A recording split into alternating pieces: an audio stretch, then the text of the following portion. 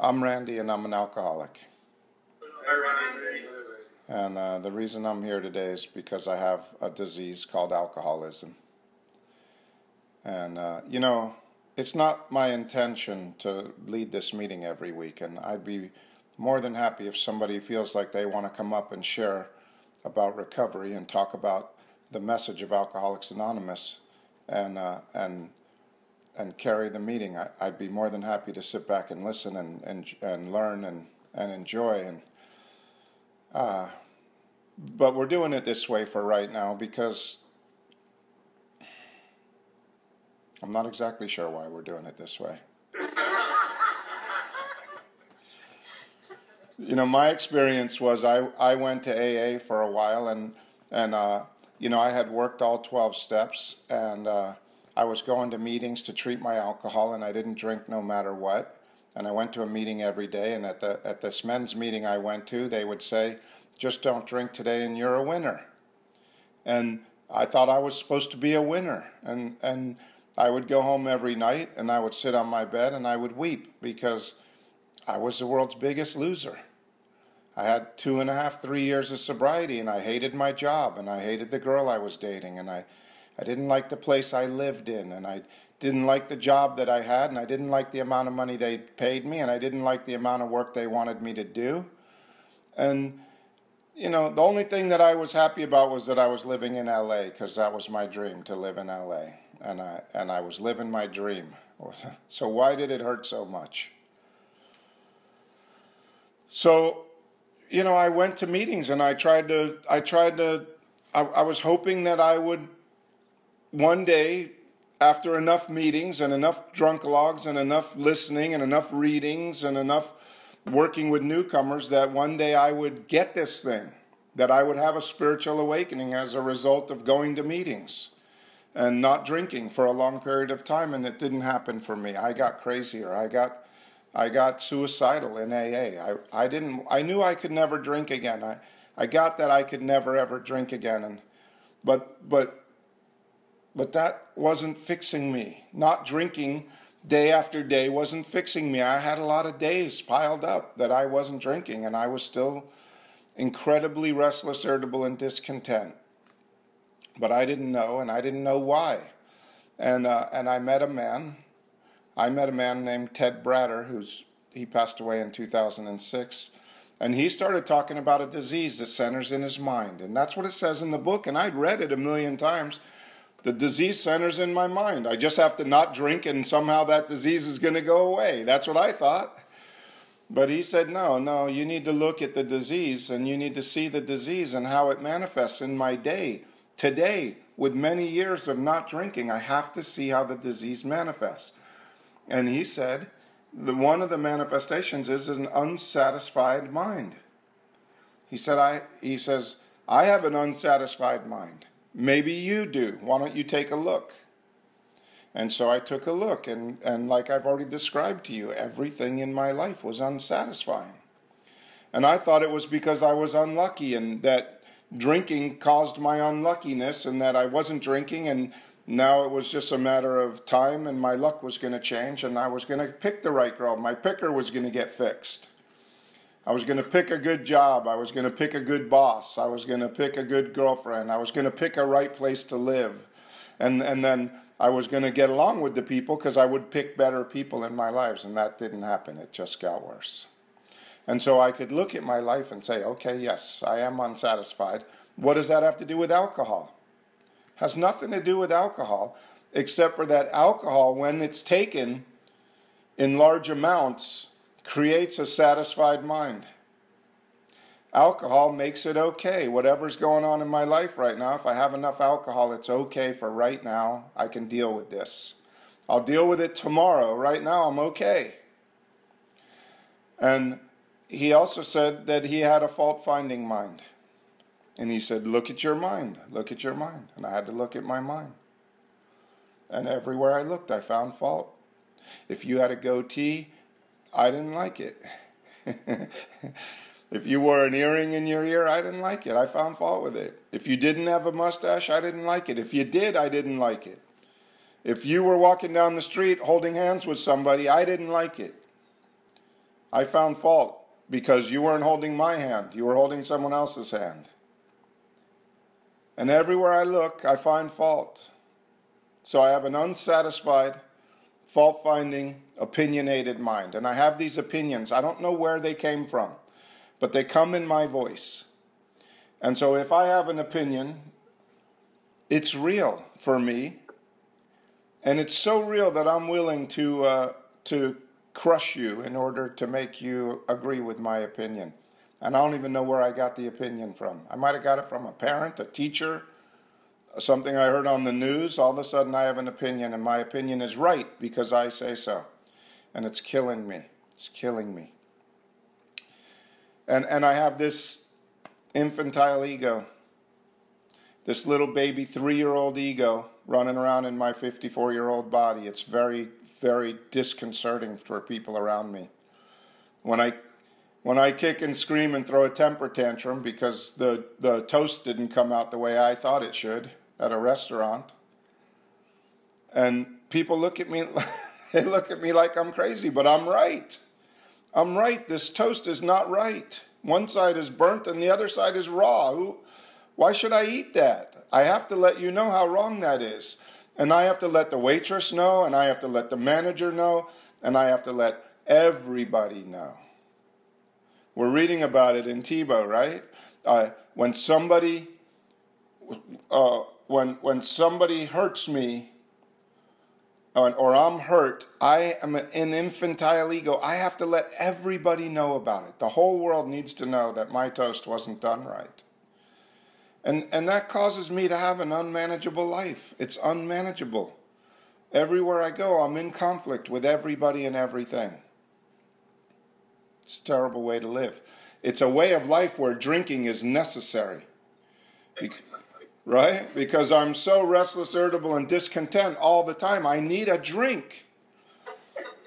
And a drink gives me an instant psychic change. It's instant. It's so nice. It works perfectly until I become allergic to it, and then it kills me. And then the thing that used to work so well turns on me and kills me, and I can't drink it anymore.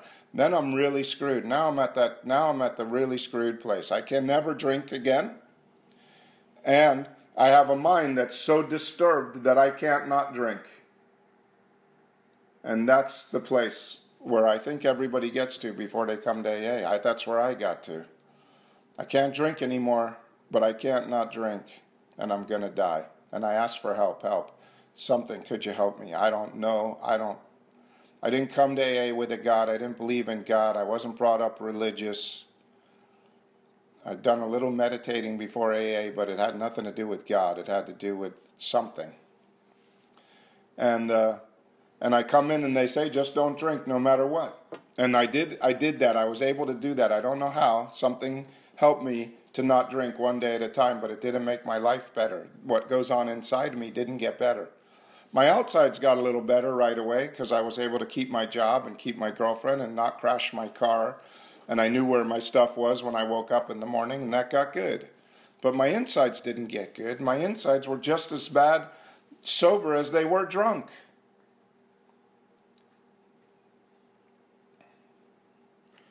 So then he told me that I've got to go back into the steps. I said, no, I've worked the steps. I'm not doing the steps again. That's terrible. I've worked those steps. Let the new guy do the steps, and let the new guy listen to how it works, and let the new guy read how it works. That's for the new guy. Those steps are terrible. Especially for. And he said, well, you're not doing the steps. And it says in the book so many times that this is a way of life. This is not a theory, it's a way of life. It says that. I found it. I remember I was looking for it the other day. It's in the 9th step. It says AA's, let me see, I'll find it real quick. Into action.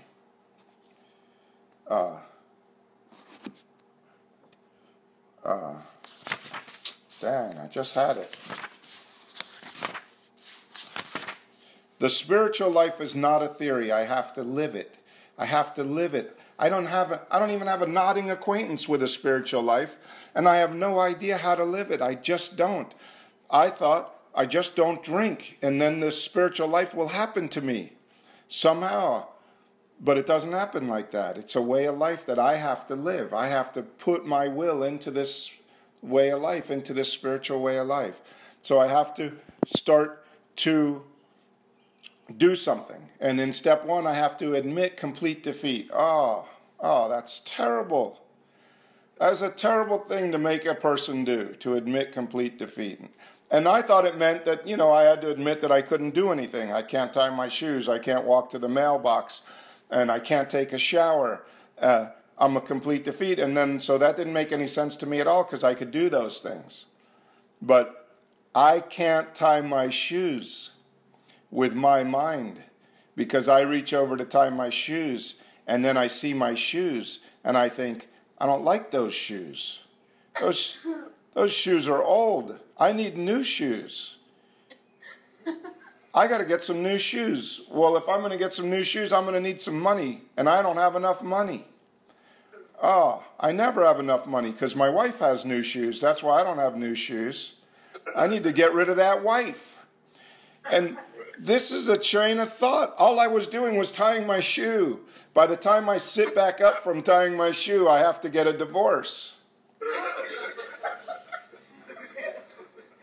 And the same thing happens when I step into the shower. It's just a shower, for God's sakes. I got beautiful warm water. I get to take a shower in warm water. You know how great that is? And I can stand in it as long as I want, even though we're in a drought in LA. But I get in that shower and I don't even know what I'm doing in there. I'm so caught up in my mind about what's going on at work and why they're not working right and how I got to straighten them out and why I should be the boss. And I shouldn't have a boss. And then I got to quit that job and start my own business. But the last time I did that, it didn't go so well. So by the time I get out of the shower, there's no hope and I need to commit suicide. And the same thing happens when I walk to the mailbox. If I walk to the mailbox by myself, I open the mailbox and there's a letter from the Internal Revenue Service. And I look and IRS, I'm going to prison. They found me out and I'm going to prison. And I put that letter down on my counter. And every day I walk by it, I shudder at the thought of going to prison because I don't think I'm going to do so well there. And then one day I finally get the courage to open that letter, and it's a refund check. And it's been scaring the hell out of me day after day, and I just left it there and let it scare me every day. And that's the way I live with alcoholism. So I'm a complete defeat at tying my shoes. I know I am. Not because I can't tie my shoes. I can tie my shoes. I just don't have the mind. I don't have the ability to not want to kill myself by the time I'm done. I can drive my car across town. But as I'm doing it, I'm thinking murderous thoughts. So there's something wrong with me, and that's the complete defeat. It's that my insides, I can't do things to good purpose on the insides. And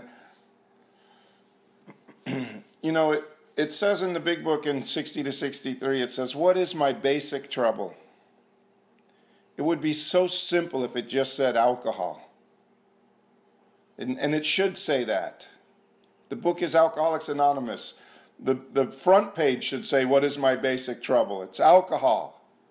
But it's not alcohol. My basic trouble is that I am selfish and self-seeking, even when trying to be kind. That's my basic trouble. I am all about me. It's all about me. Everything's about me, pleasing me. I'm selfish and self-centered in the extreme. I'm driven by 100 forms of fears, self-delusion, self-seeking, and self-pity. Oh, poor me. Nothing ever works out for me. Except for that, if I really sit down and look at my life, I have the best life I've ever had, ever. But my mind doesn't tell me that. It never tells me things are going great. It always tells me, you suck. The house you live in is too small. The girl you're with is too old. The job you have is non-existent.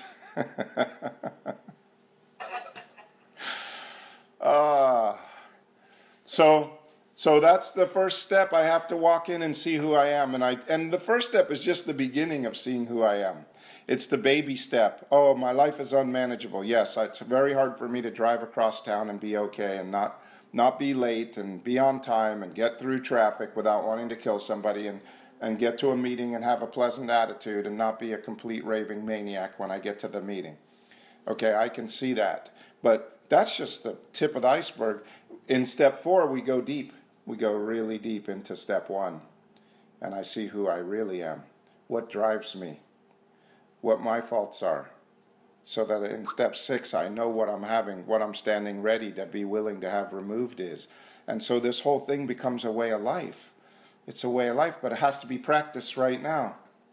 When I see who I am in step 1, I walk into step 2, and it says, came to believe that a power greater than myself could restore me to sanity. Well, I've had some experience now, looking at my life, and I can see that I do not have a sound mind. I have an unsound mind. And I need to be restored to sanity. And so what I do to restore myself to sanity is I self-talk, right? I run everything through my mind. I debate. I argue. I fight and I debate and I argue with everything that's happening in my life. I have an argument. I have a fault-finding argumented. I have an opinion. And I'm running those all the time, and I think if I get my opinions right, then I'll be restored to sanity. Or if I can win the argument, even if it's with myself, that when I win that argument, then I'll be restored to sanity. Or if I'm debating with you about something, if I can get you to see my side, then I'll be restored to sanity. But it doesn't make me better. It makes me worse.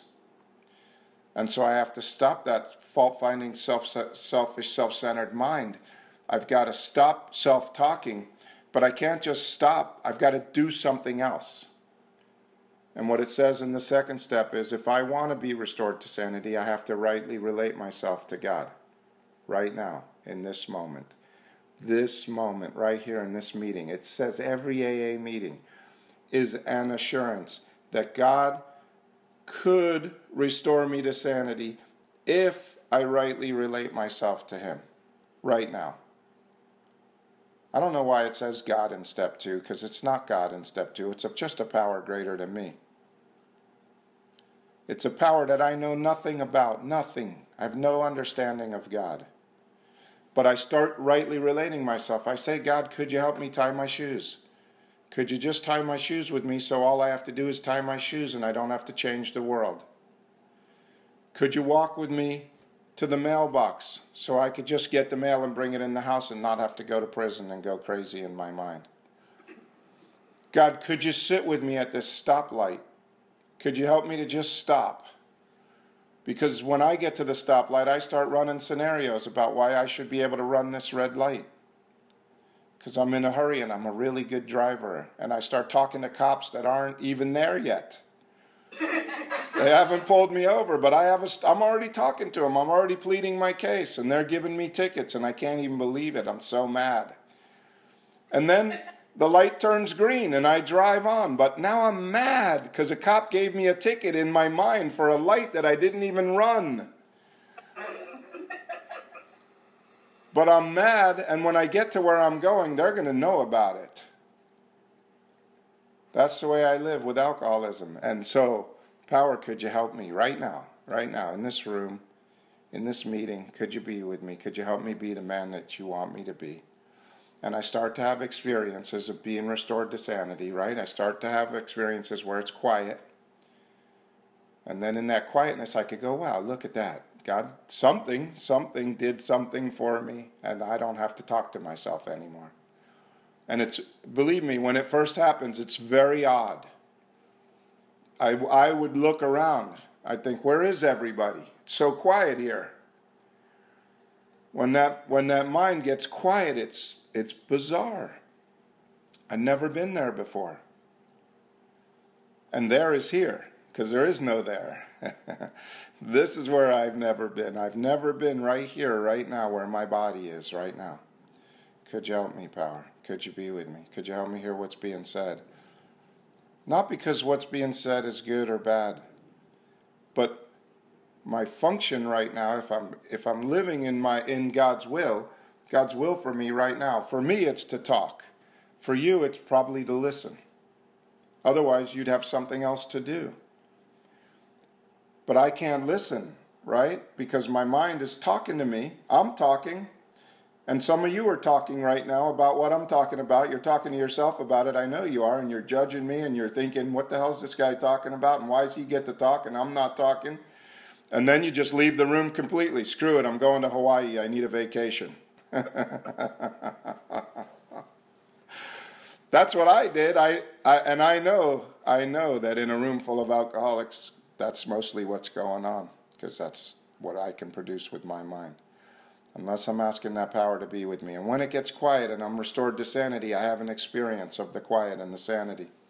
And when I string some of those experiences together, because I keep coming to believe by rightly relating myself to this power, that the power does restore me to sanity, and I have those experiences, something's happening now. And I am coming to believe more. Every time I share my life with that power, I'm coming to believe more and more and more that something restores me to sanity when I rightly relate myself to it. Then, now I've had some of these experiences, I can make a decision. Step 3 is so easy. It's the easiest step of all of them. Okay. Do I want myself talking crazy, fault-finding, opinionated, unsatisfied, infantile, ego-driven mind? Or do I want this quiet mind, where I can just tie my shoes and it's a non-event? And I can make that decision today. So it's a no-brainer. And it's God as I understood him. Because I did something in 2. I have an understanding. It's mine. You can't have mine. I wish you could. I wish I could give you years. I'd give you all my years. I wish I could. But every one of us has to come to believe on our own. And we all have to have the experience individually, together individually. You can't do this by yourself. We go together, but you've got to do the coming to believe part. I can't do it for you. No human power can relieve your alcoholism, but God could and would if he were sought. It all just comes back. It just keeps coming back. It all comes back to the same thing. And as a result of these steps, I'm going to have a spiritual awakening where the spirit in me, it's in me. It's not outside. There's no God outside to pray to in AA. We don't pray for cash and prizes. Just help me to be right here. Help me to be sane right now. And when I am sane, everything I ever wanted is attracted to me. I become attractive. And God gives me the sanity, and the sanity attracts everything that I need for my life. Companionship, money, jobs, everything comes when I'm restored to sanity. So if you want everything beyond your wildest dreams, which is what I want, all I have to do today is to connect to that power. And it gets added. And even this meeting, the fact that this meeting is happening is proof that my higher power is adding everything to my life. Now, Evan put the meeting together, not God. But he did it because there was an attraction to something. And the fact that we're all sitting here is even more proof to me that there is a power, and that power is doing for me what I cannot do for myself today. So thanks. That's enough out of me. I'm looking forward to hearing all of y'all. Did I?